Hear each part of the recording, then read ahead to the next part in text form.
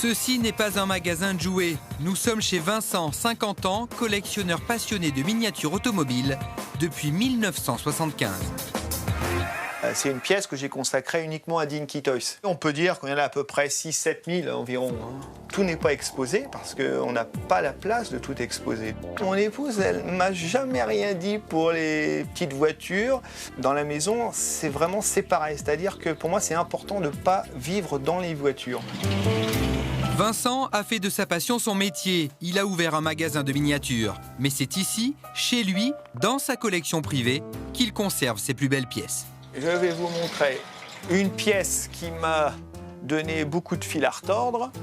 C'est une petite camionnette Peugeot. Il faut savoir que les Dinky Toys ne sont pas des produits rares.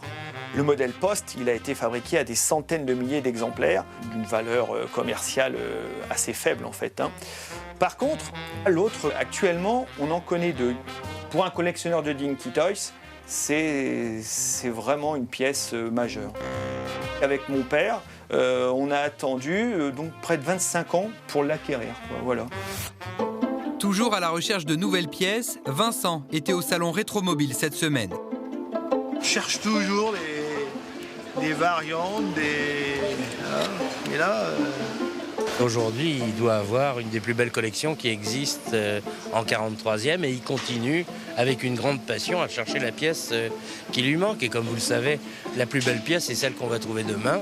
Je ne sais pas ce qu'il cherche. Je lui ai déjà tout acheté. Oui, non, il m'achète régulièrement, mais c'est vrai qu'il chine toujours et il finit toujours par trouver quelque chose qui l'intéresse. Chez lui, voitures, affiches, publicités, il collectionne tout l'univers Dinky Toys. Alors voilà une publicité de 1958. Ces deux autos-là, je vais vous les montrer. Alors regardez, vous avez la Mercedes. Ça, c'est la couleur classique que tous les enfants ont eu en 1958. Et voilà deux essais de couleurs qui n'ont pas été commercialisés, qui n'ont pas été retenus par la direction, mais que j'ai eu la chance d'acquérir. Alors l'autre miniature, c'est la 2 chevaux pompier. Alors voilà le modèle qui a été fait à des centaines de milliers d'exemplaires. Et sur la même base, un modèle beaucoup plus rare, lui qui a été fait à 70 exemplaires. Un modèle identique a été acheté aux enchères 11 000 €.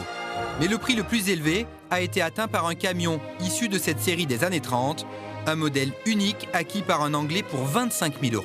25 000 €, c'est vraiment un prix, c'est exceptionnel, ça ne s'est jamais reproduit. Les prix sont plutôt à la baisse. Ce qui va faire des prix, ce sont des variantes.